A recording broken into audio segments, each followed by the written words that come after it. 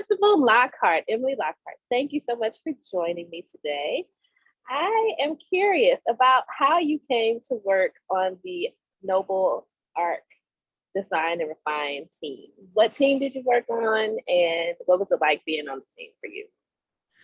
Yeah, so I was on the Student Code of Conduct team led by Chief School Officer Brenda Cora. Um, and the way in which I was asked to be on the team is that Brenda asked some principals and some deans of culture, the major stakeholders in implementation of the Student Code of Conduct, and who are most familiar with implementing the SCC, to really be able to pick our brains and like group process really around where it is that we have racist policy in our SCC that has led to inequitable results for our students. And then to really almost debate, I would say, to get to a place where we could name like, hey, these are racist policies. Here's the evidence that we have. And then to think through how to rewrite that policy in an anti-racist way while making sure that we included student and parent voice in the process. Can you tell me a little bit about like what data did you all see? How did you all come to get the diversity of voices in that space? Yeah, so diversity of voices came from one, role in Noble, two, high equity versus low equity campuses and making sure we had representation across both. So I think those were the two main factors in terms of diversity of voice in our space. And then in regards to your second question, the main data point that anyone that's worked at Noble for more than a couple years knows to be true is that demerits most negatively impact our Black scholars and particularly our Black boys. So when you look at basically any demerit entry, our Black students across the network are disproportionately impacted. And when I say impacted, that means number of demerits received, number of detentions received, all the way up to like who's staying with us at Noble, because if Black students are getting higher rates of detentions with our previous promotion policy, if they were past a specific number of detentions, they were not able to promote, which often led to many of our Black students leaving Noble. So that was the anchor in terms of the inequitable result that we were trying to course correct when thinking about the Student Code of Conduct and redesigning it. So I hear a lot about the focus and emphasis on our Black student population, especially our Black boys. Why do you think we focus so heavily on that population? And where is the space for all of our students as well? One thing I personally think a lot about is Dr. Ibram X. Kendi and the notion that any inequitable result was preceded by an equitable policy. And so when we take a look at our results as a network by identity marker, the greatest inequity is seen with our Black male scholars. And it's actually not unique to demerits. You'll also see it with SAT score, with GPA. And so even all the way up to college persistence. And so if that's the case, the idea in designing anti-racist policy is to design at the margin. And when we say the margin, we're saying design to the particular demographic or identity marker that is being most negatively impacted by, in this case, the racist policies that exist. So if we design policy directed towards and for our students that are experiencing the greatest inequity, the idea of designing to margin then means that if we can course correct in terms of policy and practice is just as important as the policy piece, then there's going to be a domino effect. So the more positive experiences that our students at the margin, which in most cases are our Black male students, when you look at Noble data, those positive effects in change of experience there will have a domino effect for all other students, regardless of identity marker, thus improving the experience for all students at Noble. As a leader in a building, what has been the response of your staff to this process? And not just your staff, but what are you hearing from your colleagues? Yeah, I think and I don't want to necessarily speak for others, but like unique to Muchin's campus, my team is very much so directionally aligned with rewrite the student code of conduct. Let's get rid of demerits. Let's get rid of detentions. And principals also, like even when we've reviewed the items coming out of the design team I sit on, also directionally aligned, like demerits have led to inequitable results and experiences that have most disproportionately negatively affected our Black students. And so we need to rewrite that policy. I think the place where we're seeing more trepidation is around operationalizing what it looks like to still have a safe and supported culture where identities are affirmed and that are still safe without demerits, because we have a lot of team members that if they've only worked at Noble, they've only ever operated within a school system where discipline system is provided to them.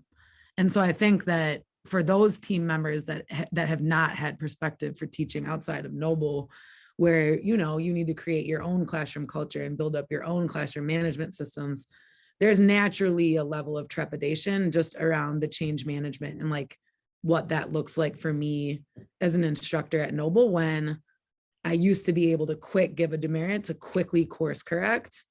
And now I'm going to need to rethink how I'm even starting the beginning of the school year to focus on culture building, relationship building, better understanding our students' identities, and grounding our classroom culture in relationships first and foremost, so that we can avoid, breaches to that culture that we were normally quickly snapping out a demerit for.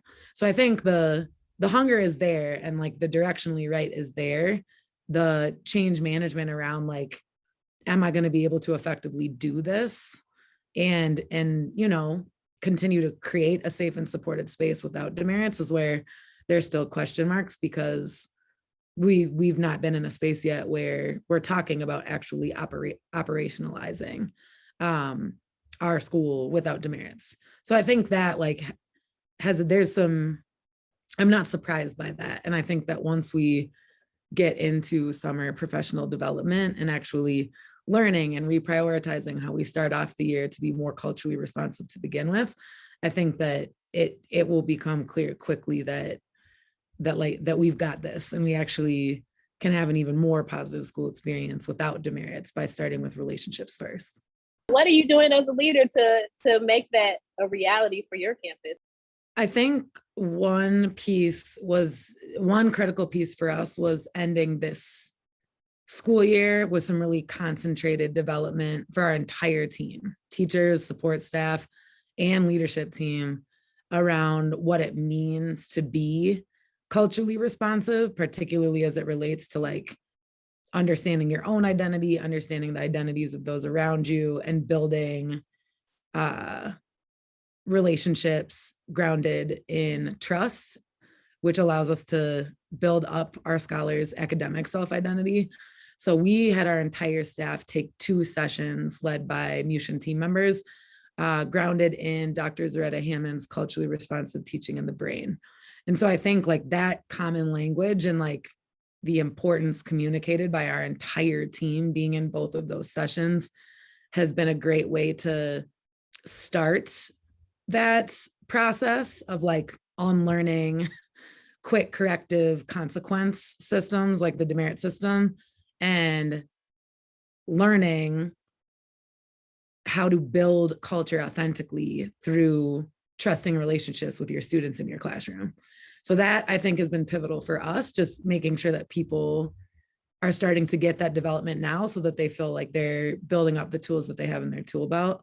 I think the other piece that I continuously self-reflect on and work constantly to make visible for all of the staff members that I serve is that perfectionism is a tenet of white supremacy culture. And so the idea that we are going to perfectly transition to a demerit-free noble and perfectly build trusting relationships with all students and perfectly become culturally responsive educators, like just isn't realistic. And again, is grounded in white supremacy culture. And so we need to be okay with living in the gray area.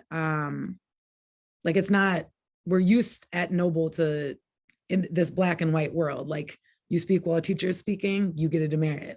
And it's not, Noble's not that anymore. Like we are going to live in the nuance and in the leaning into better understanding each other. And so I think that's a really fundamental piece of it too, is like the work of becoming culturally responsive, the work of becoming anti-racist is never done. It's always a journey. And so expect to mess up like that. As long as we're committed to doing the work, expect to mess up, want to get the lesson in it, want to get the feedback in it, and be ready to improve your practice as we go is kind of where the two pieces that I'm leaning into with our team at Muchin. Okay, so I'm going to switch gears slightly. You are teaching or you're presenting a workshop. Tell me the title of your workshop and then tell me why you think that's an important workshop to give to leaders at Noble. Yeah, so the workshop is titled Leading While White, a white leader's call to action in an anti-racist Noble. And it is for leaders who identify as white. With Noble's push to becoming an anti-racist organization, we definitely have white leaders across Noble who are questioning whether they truly belong in an anti-racist Noble because they identify as white. And I think like my thought behind this and why this session is so important is because if we're questioning our own ability to do this work, then we're not going to do this work well. And the people who suffer as a result are our kids. And that's not, I don't believe that anyone that works for Noble wants less than excellence for our kids. And so that question mark for some of our white leaders across Noble could potentially be detrimental for our school communities. So for me, anyone who is committed to becoming anti-racist has a place at Noble. For white people, there's definitely a lot more work to do. And it all starts with constant critical self-reflection and thinking through the power and privilege that I hold and thinking through how it manifests in any space that I'm a part of. For example, where, when, and why am I upholding white supremacist ideals? How do I decenter my whiteness to better elevate the voices of people of color in our Noble community? And Noble needs leaders in this work that are committed to upholding our anti-racist commitment and who are committed to ensuring excellence for our scholars and families because that's what they deserve. And so white people who are aligned to that and can absolutely call Noble home. I just want to make sure that and the anti-racist commitment and ensuring excellence for our scholars and their families is where white leaders in Noble are landing. And so that's why I'm leading this session. And then what's the hiring implications of the work that's being done? And what would you say to a teacher who's questioning, do I have a place at Noble right now? I would say the exact same thing. If you are committed to becoming anti-racist and you're committed to ensuring excellent outcomes for your kids, then you belong at Noble. And I said this about the white leaders as well. You also have to have the emotional wherewithal to like truly do the work. It can't be performative. And I think that's the place where some of our white people struggle at Noble, because if you're working at Noble and you're white, I don't know that there's, and this might be controversial, but I don't know if there's a white person at Noble that doesn't consider them to be one of the good white people. And I think that that's dangerous because as a white person, you have to constantly be critical self-reflective around who you are and how your power and privilege is showing up. And it is, like, whether you think it is or is not. And so if you're not very intentional about how you show up in spaces, that's where your commitment to racism actually is performative rather than authentic and genuine. So I think that is the place where I think some of our white team members will struggle, both teachers and leaders, is like, when you get the real feedback about how what you said was grounded in deficit-based thinking of our Black and brown students, or when you get the feedback that how you handle a particular situation with a student in your class was actually because you were operating on your own cultural ideals rather than on the students' cultural ideas that you serve, like that's difficult. And are you committed to embracing that difficulty and embracing that learning and being committed to do better? Or is that where you want to take a step back and protect yourself? And so I think that's where the differentiator will be in terms of our white team members at Noble. But the answer is yes. White teachers and white leaders belong, as long as you are willing to do that critical self-reflection and are and truly driving towards anti-racism, not doing it in a performative way.